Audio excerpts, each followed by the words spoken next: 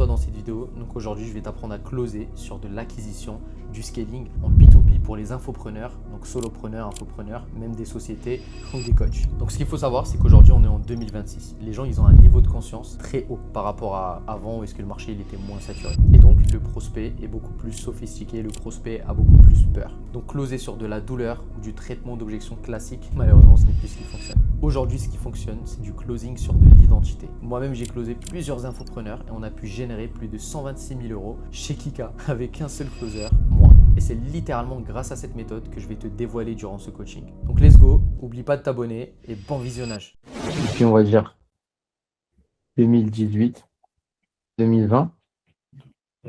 Closing, c'était quoi? Le closing, c'était l'opportunité. Genre les gens, ils achetaient sur l'opportunité, tu vois. Genre, tu pouvais te permettre d'avoir un call comme ça, là, où tu pitchais. Donc, partant du principe que ça, c'est le pitch. Donc, grosso modo, attends, je comprends bien. Grosso modo, tu faisais une petite découverte. Donc, ça, c'est la partie discovery. Tu pitchais les gens et après, tu te les tapais en objection. Mais généralement, dans ces années-là, 2018-2020, les gens, ils achetaient en fait une opportunité. Ça veut dire que, par exemple, dans le marché de l'e-commerce ou du scaling ou quelconque marché, les gens, ils étaient en mode « Ah ouais, purée, lui, il propose ça, je vais l'acheter parce que c'est une opportunité. » C'était beaucoup plus simple. AKA, c'était beaucoup plus simple de closer parce qu'il n'y avait pas beaucoup d'acteurs dans le marché. C'est-à-dire que tu pouvais faire une découverte minable avec un script et les gens, ils achetaient en fait. Tu vois. Petit à petit, le marché il commence à se resserrer. Donc, qui dit marché qui se resserre, dit les gens, en fait, aujourd'hui, avec les techniques de closing que tu vois sur Internet, ce qui se passe, c'est que tu traites 20% de la vente dans la découverte et tu dois te les taper 80% dans la partie objection. Et c'est pour ça qu'il y a des accompagnements qui se sont créés, qui t'apprennent à gérer des objections. Vraiment. Bourrin d'objections, tu vois. Genre, le gars, il te sort l'argent. Voilà comment tu as bossé l'argent. Il te sort le truc. Sauf que le problème avec ça, c'est que en tant que closer, c'est énergivore en fait de se taper que des objections. Et moi, quand je suis rentré dans le closing, je faisais ça littéralement. J'étais un monstre en objection, tu vois. Genre, j'attendais l'objection, tu vois. Et du coup, potentiellement, ça te fatigue. Et du coup, à chaque fois, tu te forces à laisser passer les red flags de ton prospect et tu te le tapes en objection. Et en plus de ça, tu imagines, là, tu es sympa, sympa, sympa, sympa. Tu pitches ton offre, soit il la prend, et s'il ne veut pas la prendre et qu'il te sort des objections, tu deviens, je vais me coller une vente. OK? Donc, nous, la méthode qu'on va utiliser aujourd'hui en 2026, c'est une méthode qui est adaptée à un marché qui est resserré, un marché qui a peur, un marché qui a peur, un marché qui prend le temps de prendre des décisions, et un marché qui a de l'ego, un marché qui est très saturé, on va dire. Donc, la méthode, c'est quoi? Qu'est-ce qu'on va faire? C'est qu'on va se taper dans la partie découverte, on va se taper 80% de la vente dans la discovery. Et derrière, on va pitcher le prix. Et limite, on se coupe un bras si le gars ne paye pas. C'est littéralement ça le mindset auquel il faut que tu sois. Et si tu pitches, c'est que le gars, en fait, il va passer à l'action. Et tu te le tapes 20% d'objection, on va dire, qui souvent, ça va être logistique. Ça va être, je ne peux pas payer 6K d'un coup, qui casse, s'il te plaît, aide-moi. C'est moi, champion. Tu vois? Donc, on va se mettre dans l'inconfort ici pour traiter les objections, les pré-handle, etc. Et derrière, une fois qu'on a traité les objections dans la discovery, là, en fait, on n'a pas d'objection. Et si jamais on a des objections, en fait, on a été sympa ou on a été méchant, on a été authentique tout au long de l'appel. S'il fallait qu'on dise quelque chose au prospect, on lui a dit. Et du coup, à la fin, on est juste authentique. Ça veut dire, si le gars, ici, on a vu qu'il avait peur et qu'on lui a dit que c'est ça qui l'a empêché de réussir, en fait, une fois qu'on l'a pitché et qu'il nous sort une objection, en fait, les objections, on s'en fout. On n'en a pas. Parce qu'on va juste le recall out. On va lui dire, brother, c'est pas question que tu ailles parler avec ta femme ou que tu discutes ou que tu prennes une décision dans 2 semaines ou 2 mois. Ça n'a rien changé parce qu'on l'a vu. Le problème aujourd'hui, c'est que tu as peur. Et ça, c'est exactement ce qu'on a vu. Bon, donc la vraie question, c'est pendant encore combien de temps tu as envie d'avoir peur. Et on va stay in the pocket. On va rester dans sa poche jusqu'à ce qu'il paye. Et en mode, on est juste authentique parce qu'on a mis le doigt sur le vrai problème. Ça, c'est good? Ouais. Ah bon. Donc là, la structure d'un call avec cette méthode, elle va ressembler à ça. Ça, c'est un appel de vente. Ouais. La première chose, c'est qu'on a l'introduction et le cadrage. Ça, tu sais déjà faire. Deuxième chose, c'est qu'on a la phase de discovery. Je te la mettrai avec une autre couleur. Donc, la phase de discovery. Sur cette phase de discovery, on va chercher 3 choses. La première chose, c'est la douleur. La deuxième chose, c'est le temps.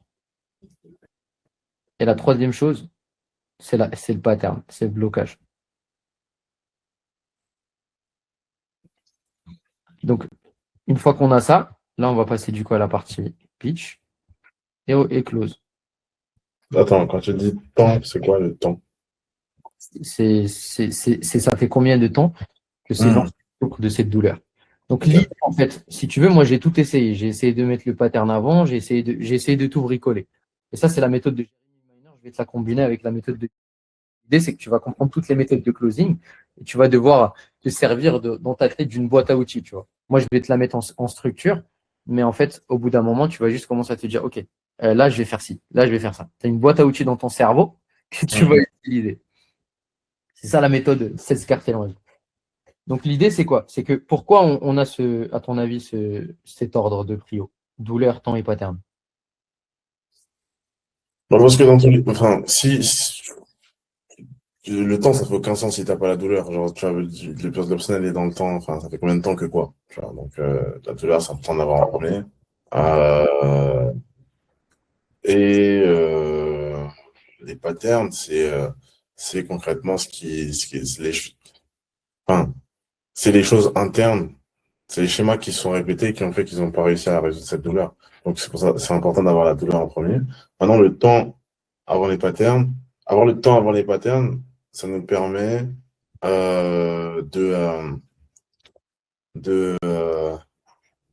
en fait, créer le gap euh, par rapport au... euh, enfin, créer le gap. En fait, c'est clair dans ma tête, mais j'arrive pas à le restituer. Ce qui nous permet de montrer que c'est insensé de mettre autant de temps à résoudre cette douleur. Et donc, il y a une cause profonde qui, bien souvent, est le pattern. Exact. Si tu veux, aujourd'hui, cette méthode, elle est adaptée au marché français parce que les Français, ils rationalisent beaucoup. En Ouais, réalité, nous, le closing, on va le faire là. On va le faire dans l'identité. Mais le ouais, problème du marché francophone, c'est que si tu vas directement traiter le pattern, la vraie ouais, problématique, l'ego, la peur, etc., tu n'as pas de levier. C'est-à-dire, si je viens et je te dis, Kika, par exemple, supposons, toi, tu es un infopreneur. Moi, je vends du scaling. Je te dis, Kika, qu'est-ce qui fait que tu n'as rien mis en place du coup pour scaler ton business? La probabilité que tu me dises c'est la peur ou c'est l'ego ou en tout cas que tu me dévoiles un truc, une piste, elle est très basse. Tu vas juste me dire, j'avais pas le temps, je savais pas. mm, T'en fous, tu vois. Tu ouais, rationalises. mm, Par contre, si je viens et je te contextualise la question avec de la douleur et du temps et que je te dis, Kika, je suis curieux, ça fait 2 ans que ton business il fait pas l'argent que tu veux et que tu stagnes à 2K par mois. Comment ça se fait que tu n'as rien mis en place? Là, tu ne peux pas rationaliser parce que je t'ai mm. contextualisé la question pour essayer de comprendre ton problème avec de la douleur et j'ai mis du temps dessus. Et le temps, c'est un multiplier. Ok. Donc, le temps, ça multiplie la douleur. Donc, l'idée de tout ça, c'est qu'en fait, on va prendre la douleur et grâce à cette douleur, on va avoir du levier. Derrière, grâce au temps, le temps, il va multiplier ce levier, il va multiplier cette douleur. Et avec ça, je suis prêt pour attaquer ta vraie problématique qui est ton pattern. Je suis prêt à découvrir la vraie problématique. Et je suis armé. Parce que si tu rationalises, je vais te dire, mais brother, comment ça, tu n'avais pas le temps? Mm. En réalité, ça fait 2 ans que ton business, il fait 2K par mois, que tu stagnes, que en même temps, tu fais du setting, du closing et tu délivres tes clients et tu as des leads qui ne sont pas qualifiés. Je suis curieux, frère. Genre, qu'est-ce qui fait que tu n'as rien mis en place pour traiter ça? Mm. Alors que si je vais juste, qu'est-ce qui fait que tu n'as rien mis en place? En fait, je vais te tabasser. Et j'ai même pas les armes pour te tabasser. Tu vois? Mm. Ouais, de la puissance. Est-ce que tu as des questions? Non, c'est que je comprends très bien ça. Ok, cool. Donc, une fois que tu as récupéré, donc si tu veux, on pourra faire une séance sur la partie douleur. Super. Mais une fois que tu as récupéré, du coup, l'info sur la douleur, le temps, etc., on va passer au pattern. Donc, l'idée du pattern, c'est premièrement comprendre quels sont les types de patterns que les gens ils ont. Il y a quoi? La peur. Exact. Euh, J'allais dire la procrastination, mais tu m'as dit que la procrastination, c'est bien souvent lié à la peur. Exact. Euh, Peur, il y a quoi d'autre? Il y a l'incertitude, c'est de la peur aussi. Exactement. Euh,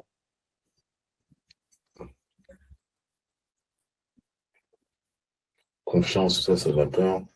Exact. Euh, il y a la peur. Il y a l'argent, la logistique financière. Non, c'est pas un pattern. C'est pas un Euh, pattern. Chic. Par contre, tu t'approches. Celui qui a un rapport à l'argent qui est très en mode radin, il aime pas trop investir, il aime pas sortir l'argent, etc. Il veut tout le temps l'option la moins chère. bah, il y a l'ego. Il y a l'ego. Donc, il y a l'ego, effectivement. Et c'est quoi le troisième? C'est le Scarcity. scarcity. Et c'est quoi la différence entre l'ego et le scarcity? Scarcity, c'est, en fait, c'est quelqu'un qui est, comment dire, la peur, c'est, j'ai pas confiance, mais si je vois que j'ai confiance ou si je vois que réellement je peux le faire, on va le faire. Le scarcity, c'est, je sens que je peux le faire, mais j'ai pas envie de payer autant. C'est ça. Le scarcity, c'est que je sais, j'ai pas peur de le faire. Je suis même sûr que tu peux m'aider, Kika. Mais en fait, moi, ce que je vais faire, c'est que je vais aller perdre du temps et je vais consommer ton contenu gratuit et je vais aller bricoler avec quelques leads magnets et je vais peut-être prendre une formation à 500 euros ou 50 euros au lieu de prendre un accompagnement. C'est ça, le scarcity. C'est la mentalité de bricole. La peur, c'est vague. C'est très vague. La peur, ça peut être la peur de moi. Chez les infopreneurs, toi, tu vends du scaling, ça peut être la peur de ne pas être légitime déjà. Faut le traiter. La peur de toi. La peur de toi, ça veut dire que j'ai peur de toi, Kika. J'ai peur que ton accompagnement ne me délivre pas. Et la peur tout court de se lancer. Moi, j'ai peur de me lancer. Par exemple, pour ceux qui veulent devenir infopreneurs, ceux qui veulent scaler à 30K, 40K, 50K par mois. Il y en a, ils ont peur en fait de ces chiffres-là. Mm. La peur, c'est très vague. Ça peut être aussi la peur du passé. Donc, Mm. j'ai eu une mauvaise expérience. La peur de l'avenir. J'ai peur d'avoir une mauvaise expérience et de ce qui va se passer. La peur, c'est très vague. Derrière, l'ego, c'est que je pense concrètement et réellement, parce que j'ai scale mon business, par exemple, à 10K ou 20K par mois, je pense que je suis capable de scale à 100K. Genre, je pense que j'ai besoin de personne et que je peux le faire tout seul, tu vois. Ça, c'est de l'ego. Ok. Tu vois la différence entre les trois? Ouais. Super. Donc là, comment est-ce qu'on va faire pour traiter le pattern? Donc déjà, avant de le traiter, faut le révéler. Avant de le traiter, il faut le révéler. Et pour le révéler, il faut que ce soit le prospect qui le révèle. Parce que c'est beaucoup plus puissant quand tu poses des questions et que lui, il s'auto-close lui-même. Donc là, on a un process qui est simple. Donc la première des choses, c'est une fois qu'on a le temps, et la question du temps, Kika, il ne faut pas que tu poses la question de qu'est-ce que juste à essayer de mettre en place ou ça fait combien de temps. Ça fait combien de temps que ton business il stagne et que tu n'arrives pas à scaler? Ça fait 6 mois, ça fait 2 ans, ça fait 1 an, ça fait 3 mois, ça fait 2 mois. Et l'avantage, c'est que toi, tu fais du business. Même s'il te dit ça fait 3 semaines, 3 semaines, c'est beaucoup. 3 semaines, c'est beaucoup. Le gars, ça fait 3 semaines qu'il se lève, il n'a pas dit, tu vois. C'est énorme. Donc, Ouais. donc qu'est-ce qu'il a essayé de mettre en place durant X temps pour traiter cette problématique? Ça, c'est la première question. Donc, c'est une fois qu'on a le temps, c'est qu'est-ce que tu as essayé de mettre en place?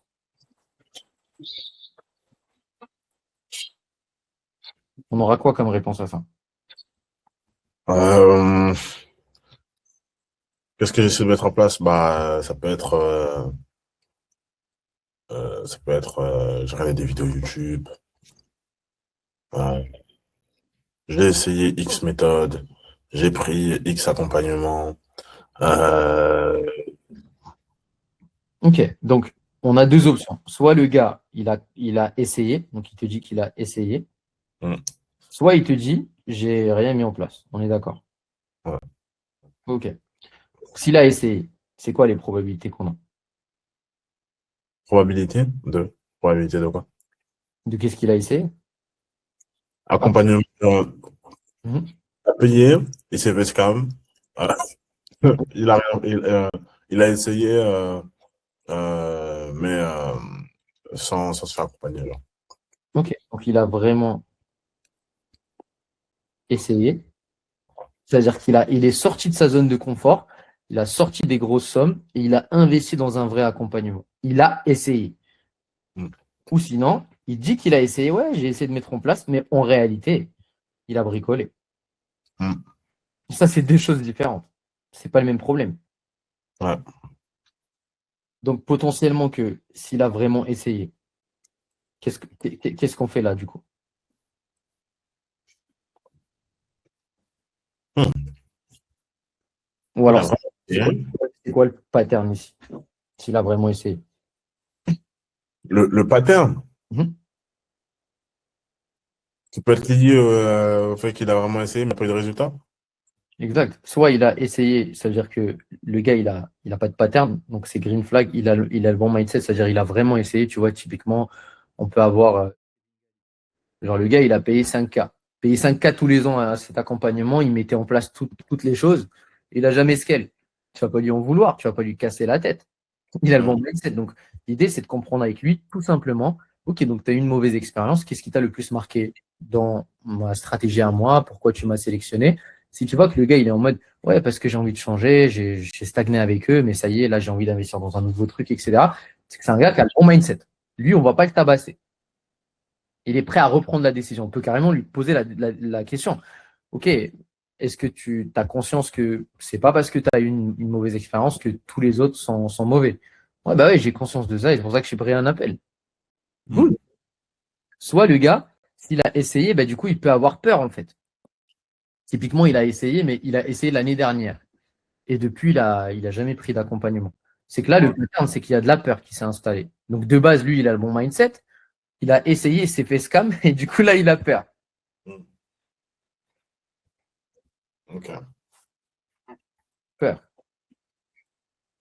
Celui qui dit qu'il a essayé, mais il a bricolé, du coup, c'est quoi c'est son pattern? Bah, c'est la peur. Soit de la peur, Soit de l'ego. soit de l'ego, soit du scarcity. De scarcity, ouais, ça peut être un des trois. Exact. Donc, c'est pour ça qu'il faut que tu fasses vraiment attention. Quand quelqu'un il te dit, ouais, ouais, moi j'ai essayé de faire, qu'est-ce que tu as essayé? Ça t'a coûté combien concrètement? Pourquoi ça n'a pas fonctionné? Mm. Tu vois ce que je veux dire? Dans tous les cas, s'il est avec toi dans le call, c'est que ça n'a pas fonctionné. De toute façon, dans tous les cas. Mm. L'idée, c'est vraiment de comprendre. Est-ce que c'est sa peur? Est-ce que c'est son ego? Est-ce que c'est son scarcity mindset? Il a pris un truc à 500 euros. Alors que lui, il cherche à scaler un business à 20K. Mm. Même un truc à 1500. Tu sais que moi, j'ai eu une fois un gars qui m'a dit j'ai investi dans un truc à 1000 euros. Et je lui ai dit est-ce que selon toi, pour aller chercher 10K par mois, c'est en investissant 1000 euros que tu vas aller chercher 10K? Non. Du coup, qu'est-ce qui t'a empêché, brother, de te faire accompagner concrètement? De prendre un mentor et de te faire mentorer et investir vraiment dans un vrai accompagnement, tu vois. Peur.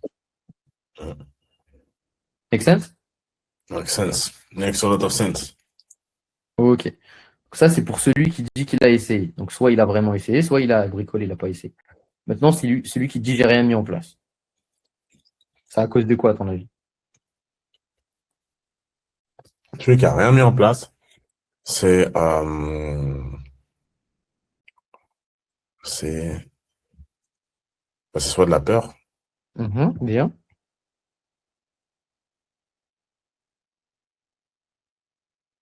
soit de l'ego, je pense. Ouais, de l'ego.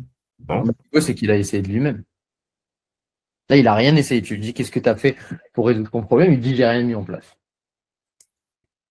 Qu'est-ce que tu as fait pour scaler ton business? Il dit j'ai rien essayé. J'ai rien mis en place. Ah, en fait, je vois pas autre chose que de la peur, là. Bah, des fois, ça va te sortir le manque de connaissances. Je ne savais pas quoi faire. Je sais pas, je ne savais pas par où commencer. Ouais, mais qu'est-ce qui t'empêche dans ce cas-là d'aller chercher les infos? Exactement. Exactement. Et tu sais pourquoi je te les différencie tous les deux? Ouais. Ouais. Donc, connaissance, direct, boum, le vrai pattern. Donc, qui est typiquement la peur. Peur, à 90%. En fait, si tu veux, celui qui te dit que j'ai rien essayé tout court, c'est que le gars, il a peur. Il a juste peur, en fait. Il a peur d'essayer. Et il a peur de se faire accompagner, il a peur tout court de se lancer, tu vois. C'est comme si tu dis à quelqu'un, qu'est-ce qui fait que tu t'es pas lancé en e-commerce? Ben, en fait, il a vraiment peur, il va dire ce qu'on voit sur Internet, c'est pas cohérent, etc. Celui à qui tu demandes la question et qui te répond, il pose la question pourquoi tu t'es pas lancé en e-commerce et qui te dit bah en fait j'ai essayé de voir pour faire un shop Shopify mais je savais pas comment créer le store etc. J'ai manqué. Ok, donc serait-il juste de dire que si tu t'es pas lancé c'est parce que tu manquais de connaissances, c'est bien ça? Ouais, c'est ça. Ok, qu'est-ce qui t'a empêché de te faire accompagner? Donc celui qui s'est pas lancé c'est qu'il a peur, il a peur de lui et il a peur de toi et il a peur peut-être du véhicule. Tu Ok. vois ce que je veux dire? Celui qui s'est lancé à cause des connaissances c'est qu'il a probablement peur de toi, en fait, Kika. Il a peur des accompagnements. Et là, c'est deux choses différentes. Donc, celui qui a peur tout court, c'est bien qu'il faut le reframer beaucoup plus que celui qui a peur de prendre un accompagnement. Celui qui Mm. veut prendre un accompagnement, lui, au minimum, il a confiance dans le véhicule. Il n'a pas peur de faire de l'e-commerce. Lui, il a peur de prendre le mauvais accompagnement dans l'e-commerce. Et lui, il a Mm. peur. Donc, lui, il faut qu'on parle de sa peur tout court, que sa peur l'a empêché de se lancer avant même de voir ton accompagnement. Et lui, il faut qu'on parle de sa peur reliée aux autres. Ok. Make sense? Makes sense. Voilà. Donc maintenant qu'on a révélé le pattern, j'imagine que c'est ce que tu attendais, c'est comment est-ce qu'on va faire pour le traiter. Yes. That's what I want. Et l'avantage que tu as dans le scaling, c'est les chiffres. Data never lies. La data ne ment jamais. Et c'est pour ça qu'on va faire une découverte sur la partie douleur. C'est que le gars, il ne pourra jamais rationaliser. Donc la deuxième partie, c'est traiter le pattern.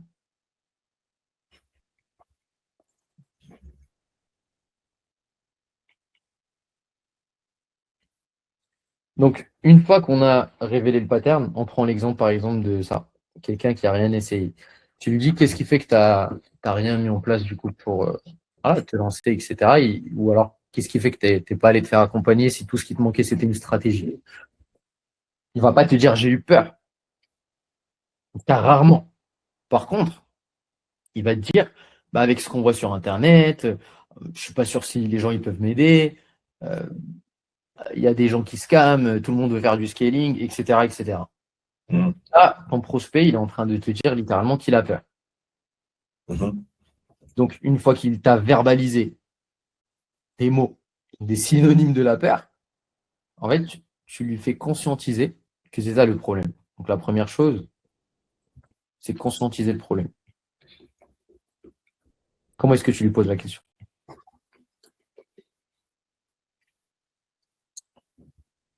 Comment est-ce que je pose la question? Pourquoi sont des problèmes? Conscientiser la cause du problème. Pardon. La cause du problème. Le problème, c'est qu'il ne scale pas. Mais là, on va lui montrer la cause.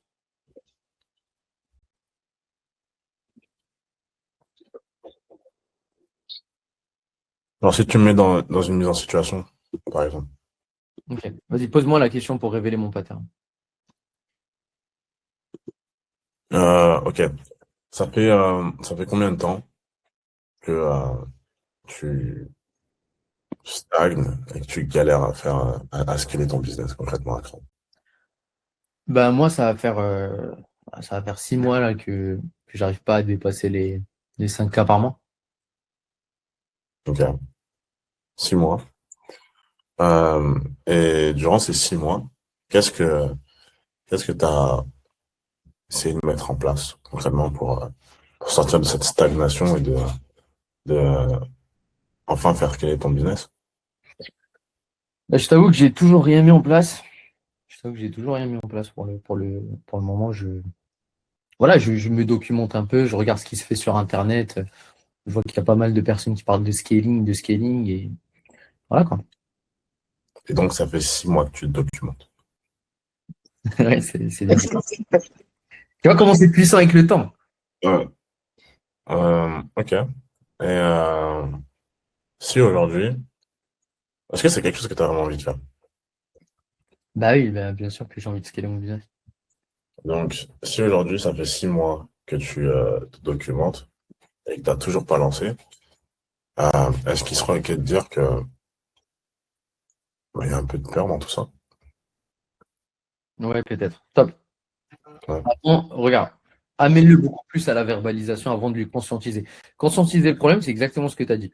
Serait-il juste de dire qu'aujourd'hui, si on en est là et que tu n'étais toujours pas fait accompagner, ça va être à cause d'une petite peur de perdre ton argent, d'investir dans le mauvais véhicule. C'est bien ça. Oui. Cool. Mm. Ça, c'est excellent ce que tu as dit. Parfait. Maintenant, dans ce cas de figure, je ne t'ai pas encore verbalisé que c'était la peur.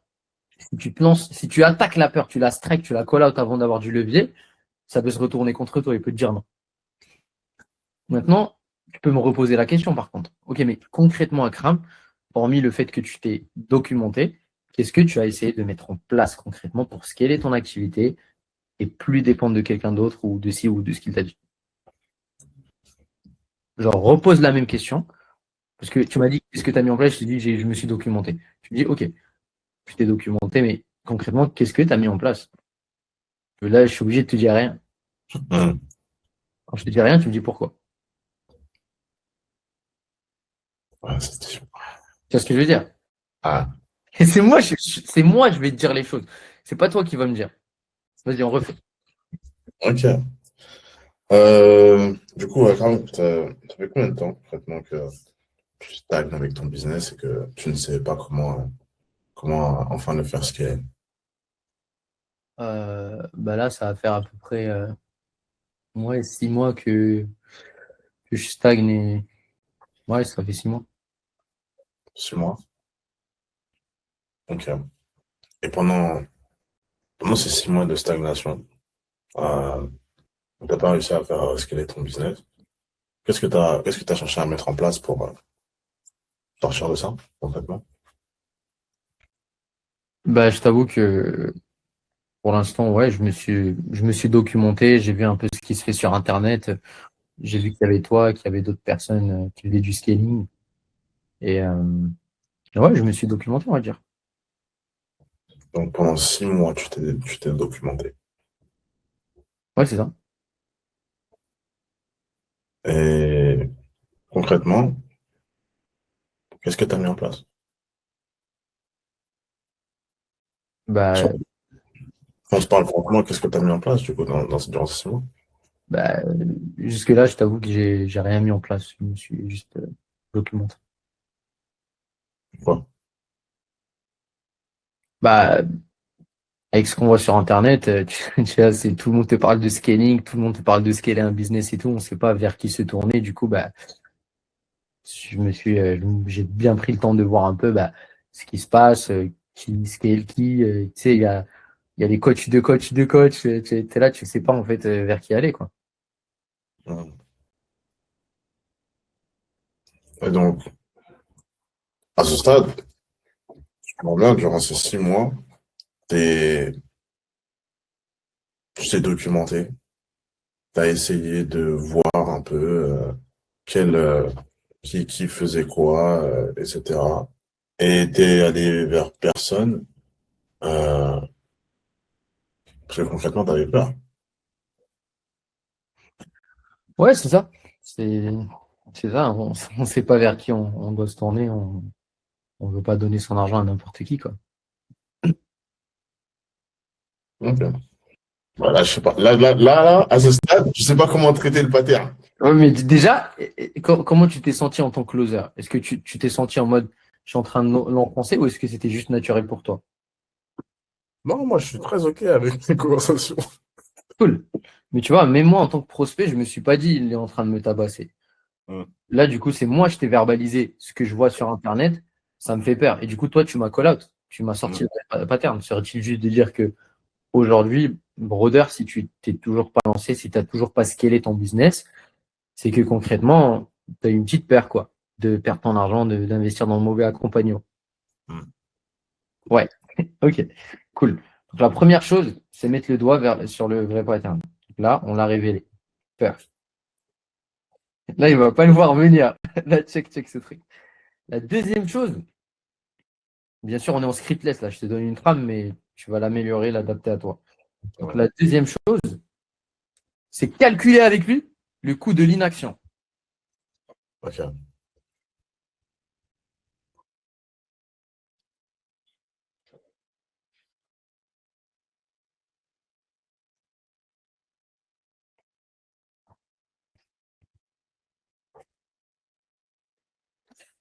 Donc, le coût de l'inaction, c'est littéralement une projection.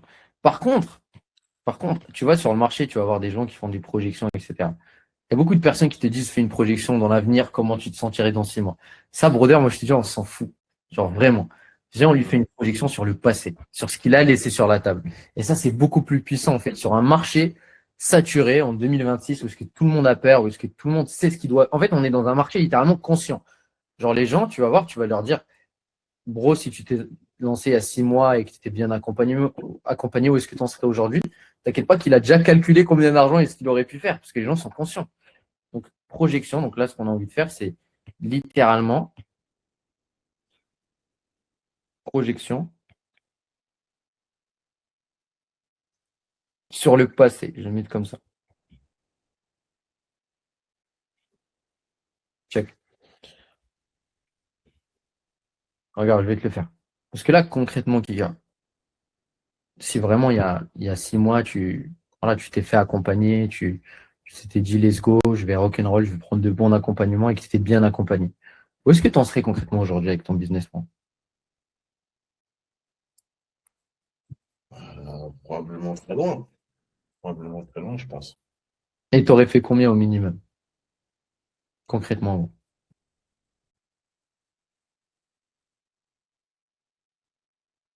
Peut-être 500 000, 300 000, je sais pas.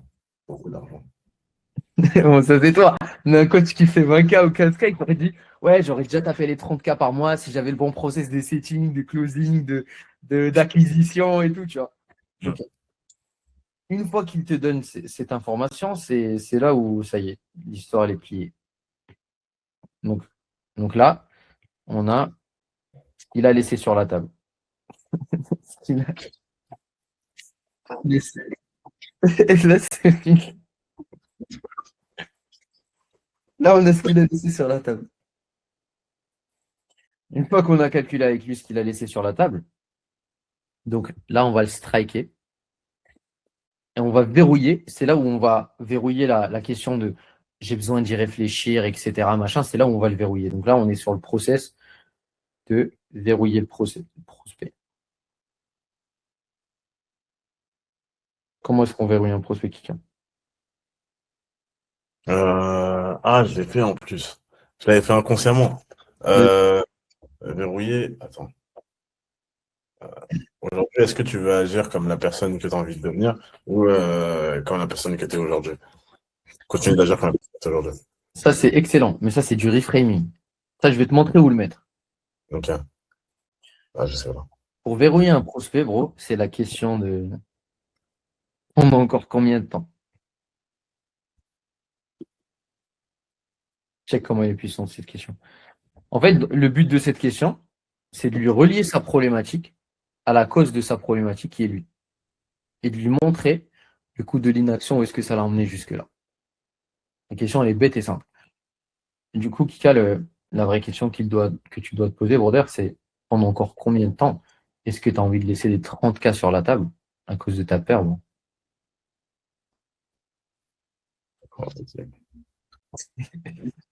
Qu'est-ce que tu me réponds à ça? Bah, j'ai plus envie. Tu vois ce que je veux dire? Donc, il y a plusieurs frames. C'est pendant encore combien de temps tu as envie de laisser de l'argent sur la table à cause de ton X pattern? Ou alors, pendant encore combien de temps est-ce que tu as envie que la peur, elle prenne des décisions à ta place et qu'elle t'empêche de scaler ton business? Là, en fait, c'est littéralement, tu es en train de lui mettre la vraie problématique qu'il a, le coût de l'inaction, ce qu'il a laissé sur la table.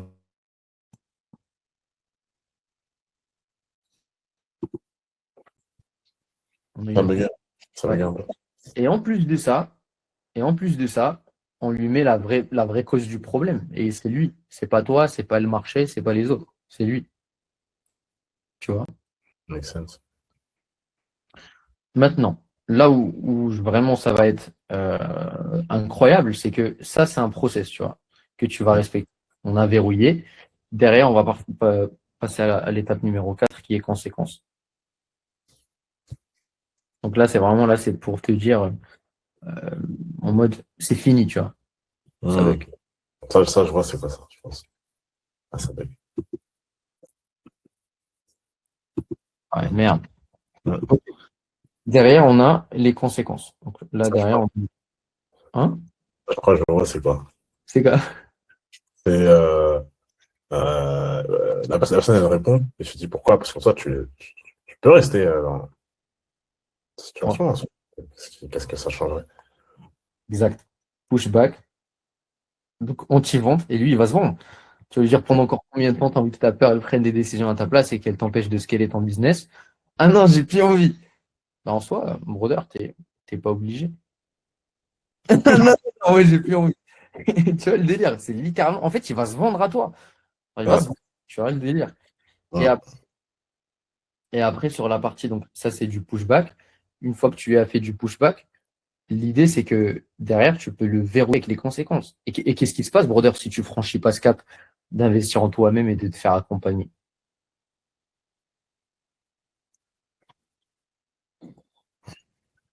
Et carrément, je pense, j'aurais pu. Il y a un prospect là, j'aurais pu tabasser avec ça. C'est puissant. C'est le qu'est pas ça. C'est la question de qu'est pas ça, tu vois. Qu'est-ce qui se passe, en fait, si tu ne fais rien? Bah, ce qui se passe, c'est que je vais rester dans ces situations toute ma vie. Est-ce que ça, c'est quelque chose qui te convient? Non, ça ne me convient pas. Tu vois? Donc ça, c'est le processus. Ça, c'est, on va dire, si tu veux, moi, avant, j'ai tout essayé. J'ai essayé de swiper la structure, etc., commencer par les conséquences, après verrouiller, mais je pense que ça, c'est la meilleure trame à avoir. Maintenant, ce que tu as dit tout à l'heure, c'est excellent parce qu'on parlait de reframing, genre ce que tu as dit, personne que tu as envie de devenir. Donc la partie reframing, c'est quoi? C'est que tu peux l'utiliser tout au long du call.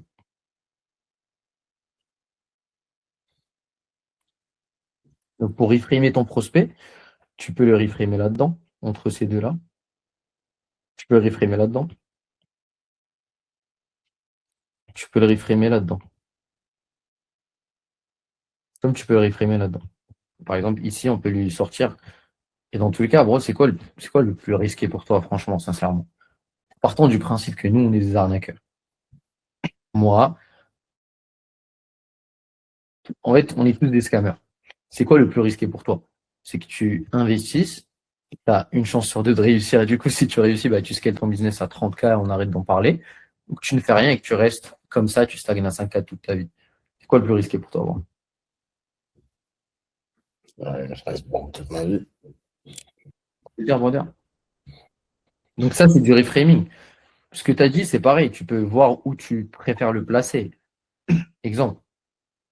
Bro, le truc, c'est que aujourd'hui, est-ce que tu es bien d'accord avec moi de dire que aujourd'hui, en fait, si tu fais 5K par mois et que tu stagnes à 5K par mois, c'est parce que toutes les décisions que tu as prises jusque-là, c'est que tu les as prises en tant que CEO qui fait 5K par mois. On est bien d'accord. Mhm. Du coup, à partir de là, si tu as envie de faire 30K, est-ce qu'il faut que tu penses comme la personne que tu as été jusque-là ou est-ce qu'il faut que tu penses comme la personne que tu as envie de devenir qui fait déjà 30K par mois? C'est la personne que j'ai envie de devenir. Tu vois ce que je veux dire? Bon. Donc moi, j'ai beau te présenter le véhicule, etc. En fait, si toi, tu ne penses pas comme la personne que tu as envie de devenir qui investit en Edmond, brother, je suis désolé de te le dire, mais tu vas jamais faire 30K. Et tu peux strike. Du coup, la vraie question que j'ai envie de te poser, c'est pendant encore combien de temps est-ce que tu es prêt à accepter cette situation? Ou est-ce que c'est ta peur qui prend des décisions à ta place et qui t'empêche de scaler ton activité? Tu vois? En fait, tu reframes en fonction des problématiques qu'il y a Mhm. et tu strikes. Ok. Reframe. Tu vois, en termes de reframe, Hmm. moi, je m'en connais qu'un seul. Enfin, une seule façon, c'est agir comme la personne que tu veux, comme la personne que tu es aujourd'hui. Mais c'est vrai que reframing, c'est un game. Hein. En fait, il faut que tu reframes, il faut que tu reframes en fonction des problématiques, tu vois. Ok. Mais moi, genre, ma vision du closing, tout est relié à la peur, tu vois. Et la peur, c'est le plus gros pattern qui va revenir dans toutes les niches, surtout en B2C. En B2C, c'est n'importe quoi, genre. En B2C, par exemple, le reframing là-dedans, toi, tu vas pas devoir utiliser beaucoup d'analogies parce que tu es en scaling, tu es avec des infopreneurs qui ont déjà investi. Donc, juste, tu reframes avec la personne que tu as envie de devenir, tu reframes avec, mec, si tu te lances pas, tu sauras jamais ce qui se passe de l'autre côté, ou alors c'est quoi le plus risqué pour toi, etc. Tu as juste besoin de ça. Mais en B2C, typiquement, tu dois même reframer sur le véhicule. C'est-à-dire que tu as des gens qui ont peur de faire de l'e-commerce, qui ont peur de l'e-commerce. Ils pensent que c'est peut-être réel, c'est peut-être pas réel, tu vois ce que je veux dire. Donc eux, il faut que tu les reframes dans ce style. Ok, donc serait-il juste de dire qu'aujourd'hui, si tu t'es pas lancé, c'est que tu as peur que ce soit un scam, l'e-commerce, le truc, le trading. Ouais. Brother, est-ce que je peux te poser une question? Ouais. Toi, t'achètes sur Internet. Ouais, j'ai acheté sur Internet. Donc, si tu achètes sur Internet, c'est qu'il y a bien quelqu'un qui te vend le produit derrière et qui se remplit les poches. Ouais, c'est vrai. Du coup, est-ce que c'est un scam ou est-ce que c'est réel? C'est juste toi, tu gagnes pas de l'argent là-dedans. Ouais, c'est vrai que dit comme ça, c'est juste moi, je connais pas, tu connais. Ça, c'est comment reframer les gens du coup. Mais toi, ça va être du reframing plus sur la personne qu'ils ont envie de devenir. Alright. C'est un game, les patterns, j'aime bien. Tu vois. Il faut que ça prenne le temps de rentrer. Ouais. Bien que je maîtrise cette structure en 4 étapes. C'est Exact. cool. Donc, voilà le cours des patterns.